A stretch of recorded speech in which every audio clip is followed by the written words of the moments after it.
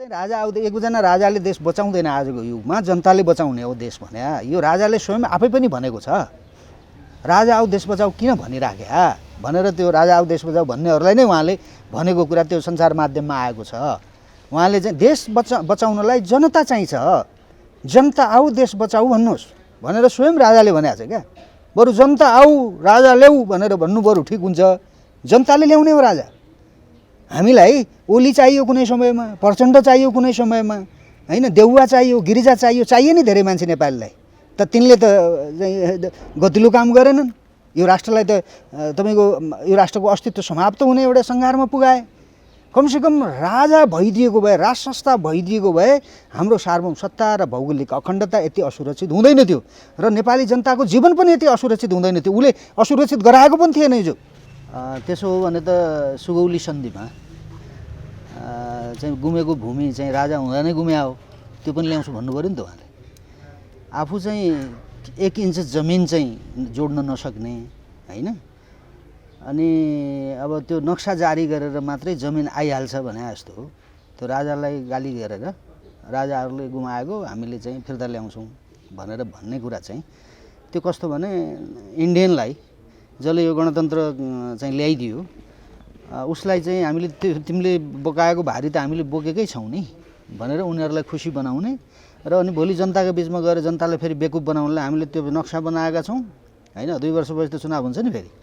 हामीले नक्सा राजाहरूले चाहिँ गुमाएको चाहिँ जमिन नेसनलिस्ट भावना जुन छ नि, जनताको सेन्टिमेन्टलाई चाहिँ क्यास गरेर फेरि पनि जनतालाई चाहिँ जनताको मत लुट्ने र देशलाई सधैँभरि भड्खालोमा चाहिँ जाकिराख्ने उहाँको चाहिँ मनसायबाट अभिप्रेरित भएर त्यो अभिव्यक्ति आएको हो। भनेपछि यो भूमि फिर्ता गर्ने कुनै मनसाय छैन यो नेताहरूमा। यस्ता मान्छेहरूबाट कसरी भूमि फिर्ता हुन्छ? जसले चाहिँ यो देशका विरुद्ध काम गरे, राजनीतिक व्यवस्थाको नाममा अरूका देशमा बसेर यो देशमा आगो लगाए, जसले हजारौँ नेपाली जनताका चाहिँ मुटु कलेजा चाहिँ झिकेर खाए, ती मान्छेहरूले चाहिँ देश फिर्ता ल्याउँछौँ भनेर राजालाई गाली गर्नु कुनै अर्थ हुन्छ?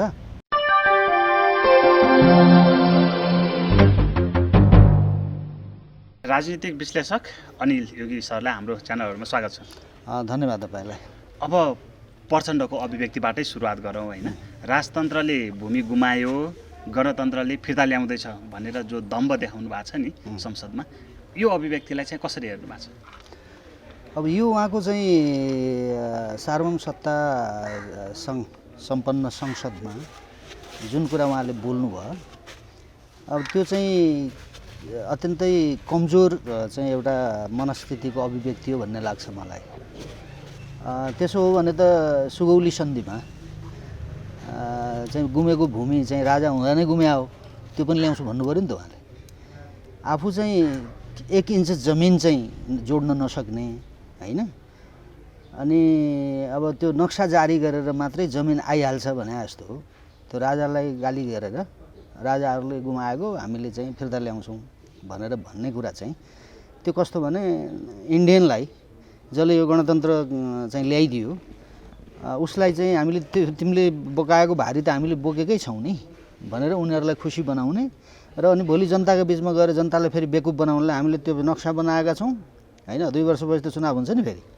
हामीले नक्सा राजाहरूले चाहिँ गुमाएको चाहिँ जमिन नेसनलिस्ट भावना जुन छ नि, जनताको सेन्टिमेन्टलाई चाहिँ क्यास गरेर फेरि पनि जनतालाई चाहिँ जनताको मत लुट्ने र देशलाई सधैँभरि भड्खालोमा चाहिँ जाकिराख्ने उहाँको चाहिँ मनसायबाट अभिप्रेरित भएर त्यो अभिव्यक्ति आएको हो। भनेपछि यो भूमि फिर्ता गर्ने कुनै मनसाय छैन यो नेताहरूमा। यस्ता मान्छेहरूबाट कसरी भूमि फिर्ता हुन्छ? जसले चाहिँ यो देशका विरुद्ध काम गरे, राजनीतिक व्यवस्थाको नाममा अरूका देशमा बसेर यो देशमा आगो लगाए, जसले हजारौँ नेपाली जनताका चाहिँ मुटु कलेजा चाहिँ झिकेर खाए, ती मान्छेहरूले चाहिँ देश फिर्ता ल्याउँछौँ भनेर राजालाई गाली गर्नु कुनै अर्थ हुन्छ? पृथ्वीनारायण शाह बाहेक कुन चाहिँ राजाले चाहिँ नेपाली जनतालाई आफू सत्तामा बस्नका निमित्त कत्लेआम गर्यो? प्रचण्डलाई सोधेको मैले यो प्रश्न म सोध्न चाहन्छु। प्रचण्डलाई, प्रधानमन्त्री ओलीलाई, अरू यी तथाकथित क्रान्तिका चाहिँ गफाक्नेहरूलाई म सोध्न चाहन्छु, पृथ्वीनारायण शाहले राष्ट्र एकीकरण गर्दा ताका बाहेक कुन चाहिँ राजाले चाहिँ युद्ध गरेर सत्तामा बस्नका निमित्त चाहिँ काम गर्यो? जङ्गबहादुरले कोतपर्व गर्यो, त्यो अर्कै कुरा हो। जङ्गबहादुरले त राजालाई खोपीमा राखेको थियो, यिनीहरूले त बाहिरै फालिदिए है। आज गति के गति भयो देशको? आज राज संस्था भइदिएको भए आज कमसेकम दलका नेताहरूलाई पनि विदेशीहरूसँग चाहिँ मुकाबिला गर्नका निमित्त कूटनीतिक हिसाबले, राजनीतिक हिसाबले त सजिलो हुँदो हो नि राजा भएको भए कसले गर्ने अहिले पत्याउँछ नि जसले आफूले तयार गरेका नेताहरू प्रचण्डलाई चाहिँ भारतले चाहिँ पालन पोषण गरेको छ 8 वर्षसम्म दिल्लीमा युद्धको बेलामा हैन अनि यिनीहरूलाई दिन्छ जमिन भारतले अब यो चाहिँ जनतालाई बेकुफ बनाउने कुरा हो यो भारतीयहरूको पनि धन्दा नेपाल राष्ट्रलाई कमजोर बनाउनका निमित्त भारतीयहरूको धन्दा पनि गए गुर्जेको छ अब यी मान्छेहरू त झन् गए गुर्जेका नै हुन् त्यसो भएको हुनाले यी दुईटैको झगडाको कुनै तुक छैन यो झगडा समाधान हुन्छ त त्यो कसले गर्छ त भन्दाखेरि हामी जस्तो राष्ट्रवादीहरू हामी भारतका विरुद्धमा हुँदैनौँ भारतको पक्षमा लागेर अरू कसैको देशको चाहिँ विरोध पनि गर्दैनौँ अथवा कुनै अरू देशको चाहिँ पक्षमा लागेर भारतको पनि हामी काम गर्दैनौँ हामी कसैका कारिन्दा हुँदैनौँ यो देशको सार्वभौमसत्ता भौगोलिक अखण्डता र स्वाधीनताको अर्कै मूल्य छ अर्कै मान्यता छ यिनीहरूलाई धुलिसात बनाए यस्ता मान्छेहरूले चाहिँ जमिन फिर्ता ल्याउँछन् भनेर म पत्याउँछु म पत्याउँदैन यस्तो कुरा जनताले पनि पत्याउनु हुँदैन यस्तो कुरा पटक पटक बोली फेर्ने पटक पटक चाहिँ भाषा फेर्ने पटक पटक चाहिँ चाहिँदा नचाहिँदा काम गरेर चाहिँ आरोप लगाउने किन राजाले किन दोष दिनु पर्यो अहिले के काम छ राजालाई दोष दिएर त्यो त भन्न आवश्यक छैन नि सुगौली सन्धिमा गुमेको भूमि फिर्ता ल्याउनु त बहादुर हुनु भने त्यो बेलामा राजै थियो क्या गद्दीमा त राजै थियो श्री तिनीहरूको शासन भए पनि त त्यो ल्याउनु त बहादुर हो भने ल्याउने होइन नि हिजो 10 वर्षको युद्धमा तपाईँको उहाँहरू दिल्लीमा बस्नु भएको थियो त्यो बेलामा चाहिँ कालापानी लिम्पियाधुरा लिपु लेक चाहिँ भारतको अधीनमा थिएन के अरे उसमा कालापानीमा सेना आएर चाहिँ त्यो युद्धको बेलामा बसेका थिएन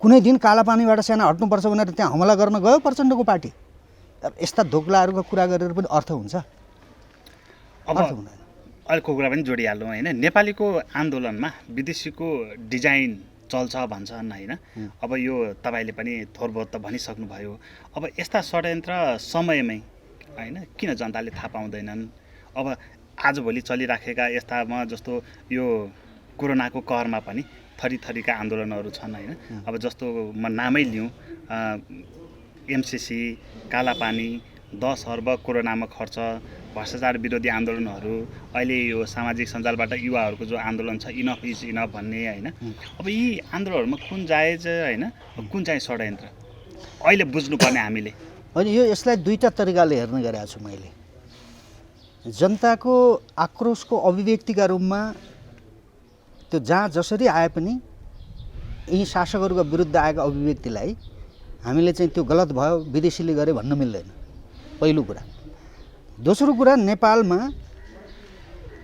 नेपाली जनतासँग प्रत्यक्ष संवाद गरेर यो राष्ट्रलाई अप्ठ्यारो स्थितिमा पार्ने यी तत्त्वहरू हुन् केपी ओलीले के गरे महाकाली सन्धिमा उनको भूमिका के थियो 10 वर्षको युद्धमा प्रचण्डहरूले के भनेका थिए काङ्ग्रेसले के गरेका थियो महाकाली सन्धि गर्दा काङ्ग्रेसको चाहिँ शेरबहादुर प्रधानमन्त्री हुनुहुन्थ्यो 10 वर्षको युद्ध स्टार्ट गर्ने बेलामा राज्यको प्रधानमन्त्री चाहिँ शेरबहादुर देउबाजी हुनुहुन्थ्यो प्रचण्ड प्रधानमन्त्री हुनुभयो 2 पटक है यी को के भइराखेका छन् नि खाइराखेका छन् नि यिनले त यिनले के भनेका थिए र गरे के यो विषयमा चाहिँ देशका बुद्धिजीवीहरू बौद्धिक भन्नेहरू यो भएन त्यो भएन यिनीहरूभन्दा हामी असल छौँ भन्नेहरू 150 जना एक ठाउँमा बसेर जनतालाई आफ्नै स्वविवेकका आधारमा जनतासँग पृथ्वीनारायण शाहले राज्य एकीकरण गर्दाखेरि गोर्खाका 800 धुरी घरमा 4 आना 8 आना चन्दा उठाउन लगाएको थियो आज सामाजिक अभियन्ताका नाममा चाहिँ विदेशमा चाहिँ रगत पसिना बगाएका युवाहरूबाट पैसा लुटेर ठगेर खानेहरू ठुल्ठुला नेता पल्टिराखेका छन् नि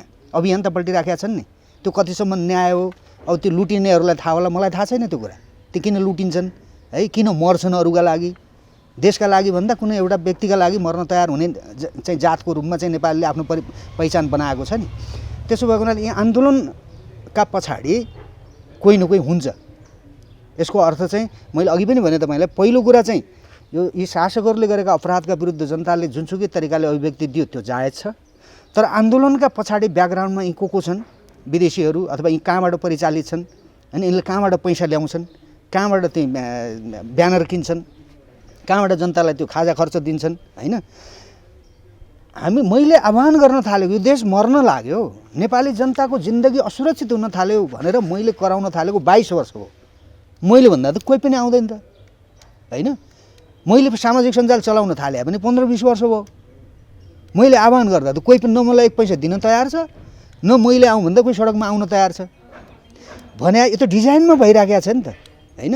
त्यसो भएर खैर जे होस्, यो आन्दोलन भनेको जे जस्तो आन्दोलन उठ्छ त्यो उठ्यो भने त्यो आन्दोलनबाट स्वाभिमानी नेता पैदा हुनुपर्छ। अब त्यो स्वाभिमानी नेताले चाहिँ यो आन्दोलनलाई पनि व्यवस्थित गरेर हाम्रै बलबुताको आन्दोलन हो भन्ने प्रभाव चाहिँ छोड्न सक्यो भने चाहिँ यो आन्दोलनको अर्थ हुन्छ। अन्यथा चाहिँ के हुन्छ भने यो अहिले उठिरहेको आन्दोलन चाहिँ बिसाउने कहाँ बिसाउने? ओलीसँग बिसाउने कि राष्ट्रपतिजी कहाँ बिसाउने कि होइन? कहाँ बिसाउने? हिजो त कमसेकम वार्ता गर्ने भनेको नेपालमा राज संस्था थियो। अधिकार हामीले जे खोजे पनि हाम्रो अधिकार को रक्षा गर्ने, सार्वभौम सत्ताको रक्षा गर्ने र जनताका अधिकार केही तलमाथि कुण्ठित गर्यो भने पनि अधिकार खोज्ने ठाउँ त राज संस्था थियो। अहिले कहाँ खोज्ने? दिल्ली कि वासिङटन डिसी कि चाहिँ बेजिङ? कहाँ खोज्ने चाहिँ कहाँ? कुन चाहिँ दूतावासमा? यो आन्दोलनहरूले बिसाउने चाहिँ कहाँ? त्यसको कुनै टुङ्गो छैन। या त नबिसाए पनि हुन्छ, ल हुन्छ, केही फरक पर्दैन। बिसाउने ठाउँ कहीँ पनि जनताकै टाउका माथि बिसाउने है। त जनताकै टाउको माथि बिसाउने भने त्यो खालको नेता खै? म हाक्छु देशलाई, यहाँ राज संस्था पनि चाहिँदैन, यहाँ यो ओली पनि चाहिँदैन, यो राष्ट्रपति पनि चाहिँदैन, कोही पनि चाहिँदैन, म गर्छु आउनुहोस् भनेर जनताको मन जितेर जनतालाई चाहिँ सबै जातिका नेपालीहरूलाई, सबै धर्मका नेपालीहरूले एउटै मालामा उनेर अगाडि लैजाने को हो? त्यो अनुहार त कसरी देख्दिनँ म त है। यस्ता लफङ्गा टाइपका आन्दोलनले राष्ट्रलाई परिवर्तनको दिशातिर लैजान्छ। यी दलालहरूलाई कमजोर बनाउन सक्छ त्यस्ता आन्दोलनले? बनाउन सक्दैन। एउटा कुरा के खतरा आउन सक्छ भने यी आन्दोलन कर्मीहरूलाई, यी आन्दोलनमा देखिएका अभियन्ताहरूलाई पार्टीका नेताहरूले भन्छन् नि धमिलो पानीमा माछा मार्नेहरूको खेल भन्छन् नि, यथार्थ त्यही हो। किन म यो भन्न म ओलीको पक्षधर्ता, यो शासकहरूको पक्षधर्ता लिएर भन्दै छैन मैले। एक ठाउँमा बस्न नसक्नेहरूले देश कसरी हाँक्छन्? ती कसरी विद्वान भए? तिनको विद्वताको चाहिँ कसरी मापन गर्ने हामीले? राष्ट्रलाई सङ्कट आएको बेलामा त 200-400 जना छोडिदिनुहोस् है, 100 जना छोडिदिनुहोस्, 20 जना पनि तपाईँको गण्यमान्य भन्नेहरू एक ठाउँमा बस्न तयार छैन। चाहे त्यो सीमाको विषयमा भन्नुहोस्, चाहे सामाजिक सुरक्षाको विषयमा भन्नुहोस्, चाहे राष्ट्रियताको सन्दर्भमा भन्नुहोस्, चाहे यो कुशासनको चाहिँ विरुद्धमा भन्नुहोस् है, चाहे जनता अहिले भोकमरीले चाहिँ मर्दैछ, रोग भोग र यो शोकका कारणले 1100-1200 जना मान्छेले आत्महत्या गरिसकेका छ। यो स्थितिमा कहाँ छन् ती मानव अधिकारवादीहरू? कहाँ छन् यी बुद्धिजीवीहरू? कत्रो डर यी बुद्धिजीवीहरूलाई? यस्ता दोक्लाहरूले चाहिँ देश हाँक्छन्। विदेशीका यत्रा बलिया दलालहरूसँग चाहिँ हामी लड्छौँ भनेर सम्भव हुन्छ त? युवाहरू आलाकाचा छन्, युवाहरू, उनीहरूको पीडा छ, उनीहरूलाई रोजगारी छैन, उनीहरूको भविष्य सुरक्षित छैन, उनीहरूलाई कहाँ जाउँ र के गरौँ भएको छ।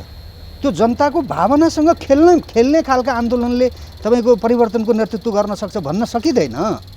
त्यसो भएको हुनाले सबै कुरा चाहिँ हेर्दा प्रायोजित जस्ता देखिन्छन्।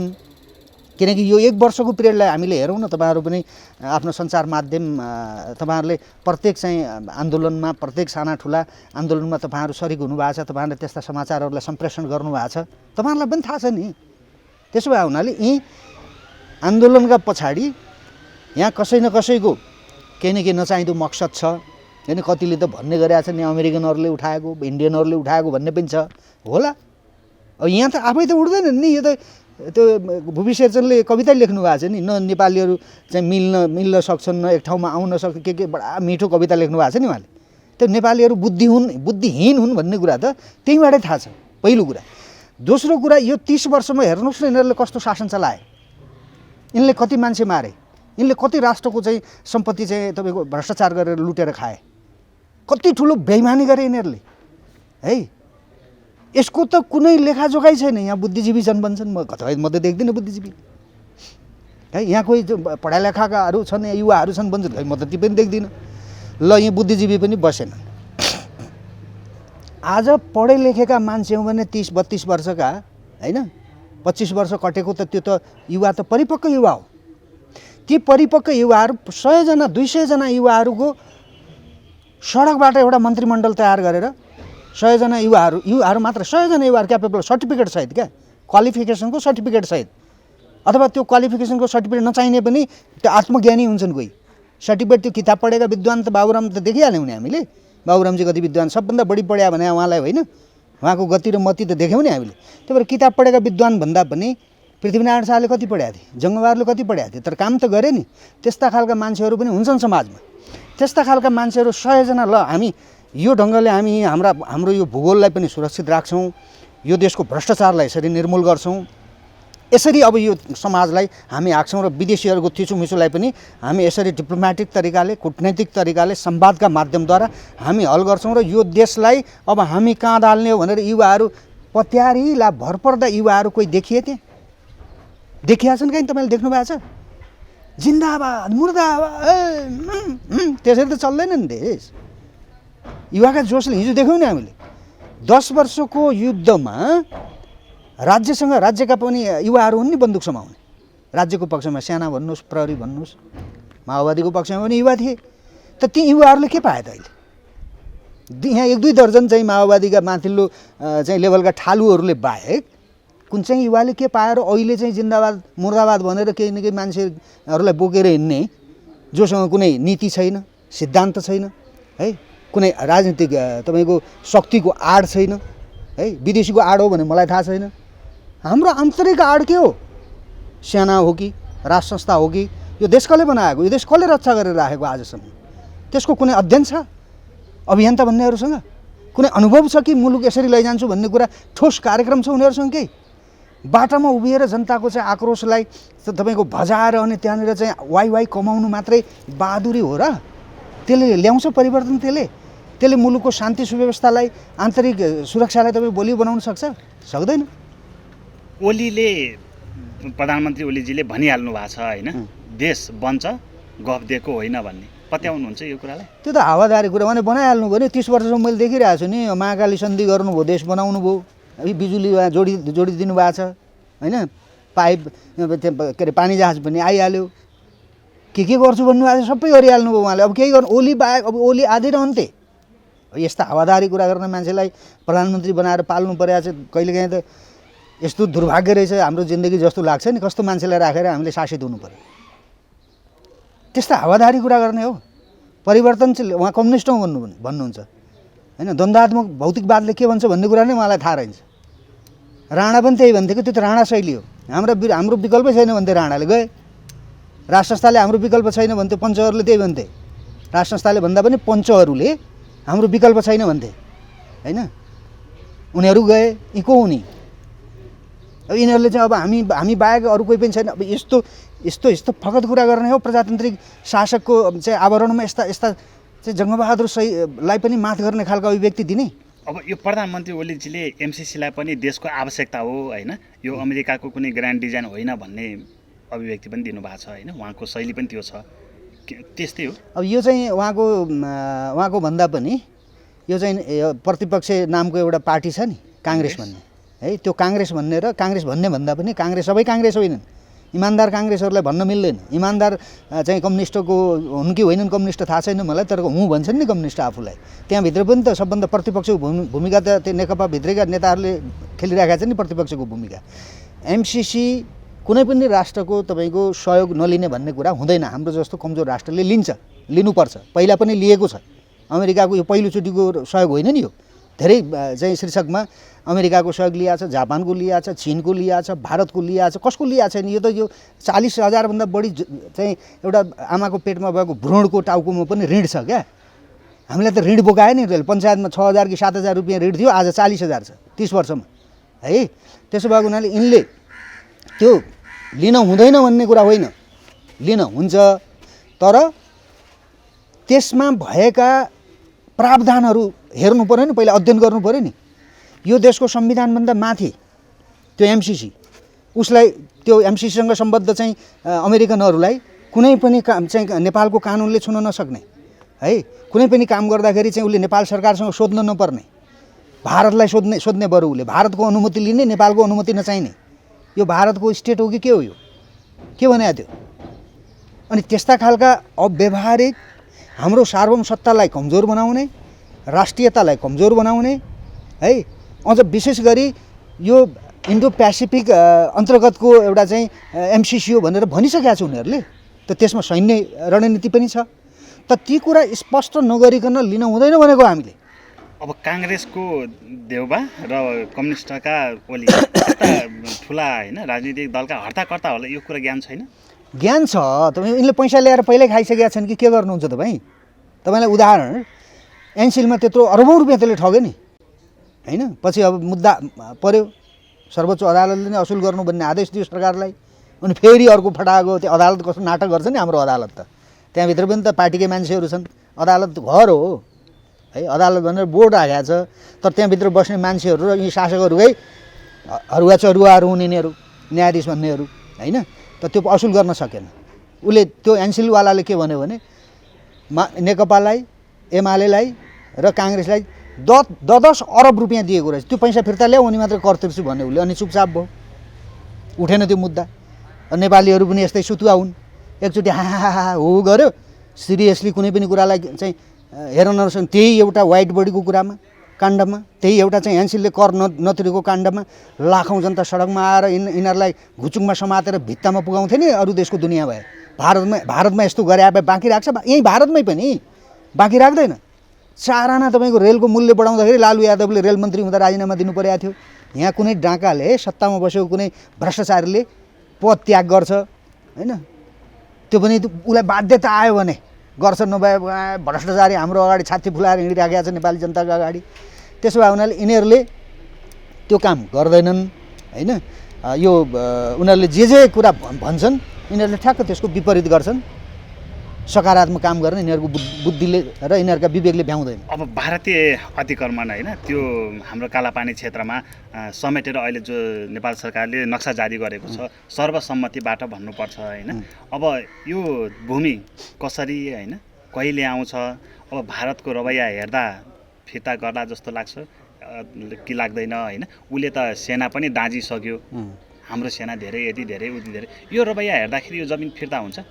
होइन हेर्नुहोस्, यो राष्ट्रियताको लडाइँ, भौगोलिक अखण्डताको लडाइँ भनेको सेनाका बलमा लड्ने होइन, जनताका बलमा लड्ने हो। भारतको र हाम्रो सम्बन्ध चाहिँ अत्यन्तै भद्र थियो। यो सम्बन्ध बिगार्ने भारतीयहरू नै हुन् है। उनीहरूले हाम्रो सार्वभौमसत्ता र भौगोलिक अखण्डतामाथि उनीहरूले अत्यन्तै भद्दा तरिकाले हस्तक्षेप गरेका थिए। हामीले गाली गरिरहेका छैनौँ भारतीयहरूलाई, भारतीय शासकवर्गलाई। भारतीय जनताप्रति हाम्रो सम्मान छ, भारतीय शासकवर्गप्रति पनि सम्मान हुँदाहुँदै पनि हामी आलोचना गर्न बाध्य छौँ। उनीहरूले नचाहिँदो काम गरे, यो देशको सार्वभौमसत्तालाई कमजोर बनाइदिए, भौगोलिक अखण्डतालाई कमजोर बनाइदिए। त्यसो भए उनले आफ्ना दलालहरूलाई चाहिँ नेपालको सत्तामा राखेर जुन गाली खाँदैछन् नि त्यो उनीहरूको नियति हो। भारतसँग यिनीहरूबाट वार्ता गरेर त्यो जमिन आउँदैन फिर्ता है, उनीहरूले दिँदैन। नक्सा जारी गरेको छ, यो चाहिँ काम बडा चाहिँ राम्रो गरे भने नि मैले। दलाल पनि देशद्रोही पनि परिस्थिति त्यस्तो आयो भने त्यो राष्ट्रवादी भइदिन्छ क्या, जनताका कारणले हुने हो। कसलाई के बनाउने, कसलाई चाहिँ राष्ट्रघाती बनाउने, कसलाई राष्ट्रवादी बनाउने, कसलाई देशभक्त बनाउने, कसलाई के बनाउने, त्यो जनताको चेतनाका आधारमा भर पर्छ। यो जनताले गर्दाखेरि राष्ट्रवादी हुन बाध्य भएका, नभए यिनका हिजोको महाकाली सन्धिमा केपी ओली र शेरबहादुर देउवा प्रधानमन्त्री थिए नि, यिनको भूमिका त त्यही यी राष्ट्रवादी भएन नि त्यो बेलामा। त्यो बेलामा त्यहाँ लिपुलेख थिएन, त्यो बेलामा कालापानी थिएन, त्यो बेलामा कालापानीमा सेना थिएन। त्यो भूगोल चाहिँ अहिले थाहा भयो यिनीहरूलाई। अनि यस्ता दोक्लाहरू उसले राजाले बेचेको हामी फिर्ता ल्याउँदैछौँ र त्यो बेलामा प्रचण्ड दिल्लीमा बस्दा थाहा थिएन बेचिया राजाले बेचिया जमिन चाहिँ भारतमा छ, म यहाँ बस्नु हुँदैन, रोल्पामै बसेर लड्नुपर्छ, सुरुङ युद्ध गर्छु भने आयो नि। दिल्लीमा बसेर सुरुङ युद्ध गर्नेहरू छन् नि अहिले, थालु पल्टेर खाइराखे। त्यसो भए हुनाले यो जमिन यिनीहरूसँग वार्ता गरेर आउँदैन, भारत यिनीहरूसँग वार्ता गर्न तयार पनि छैन। उसले आफ्नो कुरा भनिसक्यो। यिनीहरूको अन्त्यको दिन अब नजिक आयो। अब चाहिँ के गर्ने हो त भन्दाखेरि नेपालको राज संस्थालाई पुनर्स्थापना गरेर नेपालको राज संस्थालाई नेपाली जनताले भन्नु पर्यो यो राष्ट्रको भौगोलिक अखण्डताको निमित्त तिमीले चाहिँ जिम्मेवारी लिदेऊ, नेतृत्व लिदेऊ, हामीलाई प्रजातान्त्रिक तरिकाले शासन हामी गर्छौँ, यो देशको शासन प्रशासन हामी चलाउँछौँ, हामीलाई मद्दत गर भनेर भन्नु पर्यो। त्यसपछि राजाका माध्यमद्वारा राजाले नै एउटा चाहिँ कूटनीतिक माध्यमद्वारा यो समस्या हल गर्न सक्छन्, अरूले सक्दैन। अब तपाईँ होइन राजा आऊ देश बचाऊ भन्नेहरू मध्येमा पर्नुहुन्न भन्ने सुनियो होइन, के फरक छ तपाईँ र तीहरू? म चाहिँ राजा आऊ, एकजना राजाले देश बचाउँदैन आजको युगमा, जनताले बचाउने हो देश भने। यो राजाले स्वयं आफै पनि भनेको छ, राजा आऊ देश बचाऊ किन भनिराखे भनेर। त्यो राजा आऊ देश बचाऊ भन्नेहरूलाई नै उहाँले भनेको कुरा त्यो सञ्चार माध्यममा आएको छ। उहाँले चाहिँ देश बचाउनलाई जनता चाहिन्छ, जनता आऊ देश बचाऊ भन्नुहोस्, भनेर स्वयं राजाले भनेको छ क्या। बरु जनता आऊ राजा ल्याऊ भनेर भन्नु बरु ठिक हुन्छ। जनताले ल्याउने हो राजा। हामीलाई ओली चाहियो कुनै समयमा, प्रचण्ड चाहियो कुनै समयमा, होइन, देउवा चाहियो, गिरिजा चाहियो नि धेरै मान्छे नेपालीलाई। त तिनले त गतिलो काम गरेनन्। यो राष्ट्रलाई त तपाईँको यो राष्ट्रको अस्तित्व समाप्त हुने एउटा सङ्घारमा पुगाए। कमसेकम राजा भइदिएको भए, राज संस्था भइदिएको भए हाम्रो सार्वभौम सत्ता र भौगोलिक अखण्डता यति असुरक्षित हुँदैन थियो र नेपाली जनताको जीवन पनि यति असुरक्षित हुँदैन थियो। उसले असुरक्षित गराएको पनि थिएन हिजो है। पञ्चायती व्यवस्थामा कतिपय कुराहरू नकारात्मक थिए होलान्, तर राष्ट्रियता, सार्वभौम सत्ता र भौगोलिक अखण्डतामाथि यो खालको चरम हस्तक्षेप थिएन। त्यसो भएको हुनाले नेपाली जनताले राजा आऊ देश बचाऊ होइन, जनता आऊ राजा ल्याऊ भन्नुपर्छ। अब त्यो भन्यो भने चाहिँ राजालाई पनि एउटा बाध्यता हुन्छ। लाखौँ जनताले चाहिँ भनिहाले है, अब मैले चाहिँ मिलाएर सबैलाई मिलाएर सबै विचारका चाहिँ नेपालीहरूलाई मिलाएर विद्वान बुद्धिजीवीहरूलाई एक ठाउँमा राखेर एउटा बाटो खोज्नुपर्छ अब मैले भनेर उहाँले भारतसँग कुरा गर्नु होला, चीनसँग कुरा गर्नु होला, होइन, हरेक चाहिँ छिमेकी राष्ट्रसँग कुरा गर्ने हैसियत राख्नुहुन्छ उहाँले है। यो चाहिँ झगडाको माध्यम त राज संस्था पनि हो नि। 12 बुँदेमा त राजा राज संस्था हटाउने भन्ने थिएन। यिनीहरूले त नचाहिँदो तरिकाले जनतालाई बेवकुफ बनाएर चाहिँ हटाएका छन् नि राज संस्थालाई। त्यो उहाँले भन्नुभयो भने राजा आऊ देश बचाऊ होइन, जनता आऊ राजा ल्याऊ र देश बचाऊ भन्ने नारा लगायो भने चाहिँ त्यो नाराको म समर्थक हुँ। म चाहिँ राजावादी भन्दा पनि म राष्ट्रवादी हुँ। त्यसो भएको हुनाले अबको समस्या यो भारतसँगको विवाद जुन अगाडि देखिएको छ, यो समस्या समाधान गर्नका निमित्त राज संस्था अन्तर्गत बन्ने सरकार त्यो देशभक्त सरकार हुन्छ, त्यो राष्ट्रवादी सरकार हुन्छ, त्यो विदेशीको कठपुतली हुँदैन, त्यो स्वाधीन र स्वविवेकका आधारमा त्यसले शासन गर्छ र विदेशीहरूसँग पनि भद्र ढङ्गको सम्बन्ध राख्छ। त्यसले भारतीय दाजुभाइसँग, भारतीय शासक वर्गहरूसँग हाम्रो के लिन देना, त्यो ठुलो कुरा होइन। भूमि एउटा सामान्य भूमि हाम्रो चाहिँ केही भूमि चाहिँ अतिक्रमणमा परेको छ, त्यो हामी कुरा गरेर प्रधानमन्त्री मोदीसँग म हुने हो भने म गएर प्रधानमन्त्री मोदीलाई है नमस्ते भन्नुपर्छ कि हिन्दू हो उहाँ, हाम्रो चाहिँ मभन्दा जेठो हो होइन, ठुलो राष्ट्रको प्रधानमन्त्री हो, हामी त ढोक गर्छौँ। यसरी चाहिँ ढोग्ने चलन छ। मोदीलाई म गएर ढोगेर प्रधानमन्त्रीजी तपाईँले चाहिँ यही हो मौका, नेपालका बस्ती बस्तीमा हरेक नेपालीका चाहिँ घर भित्तामा चाहिँ तपाईँका चाहिँ तस्बिर राखिन्छन्, त्यहाँ तपाईँले यो हस्तक्षेप नगर्नुहोस्। भारतको सुरक्षाका लागि नेपालीहरूले लडिराखेका छन्, यो मूल्य चुक्ता गर्नुपर्छ तपाईँले कुनै दिन, यसो नगर्नुहोस् भनेर मोदीलाई म एक्लै गएर सम्झाएर यो भारत र नेपालको बिचको यी दलालहरूले चाहिँ बिगारेको सम्बन्ध म एक्लै सुधार्न सक्छु। हिन्दू हो उहाँ, भारतीय प्रधानमन्त्री। अब म अन्तमा पनि छु होइन, राज संस्था डिजाइनमै फालिएको हो भन्ने कुराहरू सार्वजनिक भए। अब डिजाइनमै फर्काइन्छ या स्वतः फर्काइन्छ? डिजाइनमा फर्किँदैन, फर्काउन हुँदैन, डिजाइनमा होइन। के को डिजाइन अब? स्वतः फर्काउनेमा कतिको आश्वस्त? स्वतः अहिले नेपाली जनताले तपाईँको मलाई लाखौँ नेपाली जनताले विदेशबाट आउने युवाहरूले भनिराखेका छन् राज संस्था फर्काउनका निमित्त तपाईँले नेतृत्व गर्नु पर्यो, हामी जस्तोसुकै लडाइँ लड्न तयार छौँ भनिराखेका छन्। मैले भनेको छु लडाइँ लड्ने होइन, लडाइँ नलडिकन चाहिँ आफूसँग भएको सेना छोडेर गएको राजा लडाइँ गरेर ल्याउने होइन। हामीले लाखौँ जनता निर्मल निवासमा जाउँ अनि राजालाई बोकेर नारायणहिट्टीमा राखौँ, सडकबाटै मन्त्रीमण्डल बनाऊँ, राजालाई रक्षा सुरक्षा है, रक्षाको जिम्मा र तपाईँको परराष्ट्र, यो दुईटा कुरा बाहेक राजाले अरू कुनै पनि कुरा जिम्मेवार राजाले नदिने, यो कुरा हामीले हेर्ने हाम्रा विवेकले भ्याउँदैन। आज यिनीहरू असफल भएको कारण त्यही हो नि। त्यसो भए यो रक्षा र चाहिँ परराष्ट्र चाहिँ राज संस्थाले हेर्ने, बाँकी सम्पूर्ण काम नेपाली जनताद्वारा निर्वाचित जनप्रतिनिधिहरूले गर्ने है। भ्रष्टाचारलाई शून्यमा यिनले गफ गरे, शून्यमा पुगाउँछ राज संस्थाले, पुगाउँछौँ हामी जस्ता मान्छे आएपछि है। त्यसो भएको हुनाले गफ गर्ने होइन, अब काम गर्ने हो नेपाली जनताले, अब गफ गर्नेहरूलाई पत्याउँदैन। त्यसो भएको हुनाले काम गर्ने मान्छे खोजेको छ। यो भारतसँगको विवाद पनि यो मलाई त्यो ठुलो विवादै जस्तो लाग्दैन।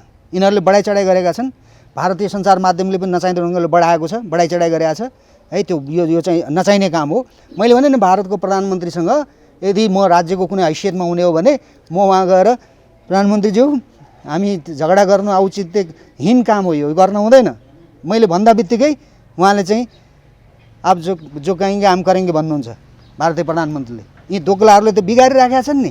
सबै कुरा तैँले भने मानौँला, हामीलाई चाहिँ सत्तामा राखिदियो भनेर हिजो चाहिँ उसका घोडा ढोक्ने, युद्ध गर्दा त्यहीँ बसेर गर्ने, तालिम त्यहीँ लिने, उसैको खानकी खाने, अनि उसले चाहेअनुसार काम नगरेपछि अनि उसले चाहिँ यिनीहरूसँग आऊ वार्ता गरौँ तिम्रो जमिन लैजाऊ भन्छ। हस्, आफ्नो महत्त्वपूर्ण समय र विचार दिनुभयो त्यसलाई अनिल योगी सरलाई धेरै धेरै धन्यवाद। मलाई पनि धेरै पछि मौका दिनुभयो, यहाँहरूलाई धेरै धेरै धन्यवाद छ।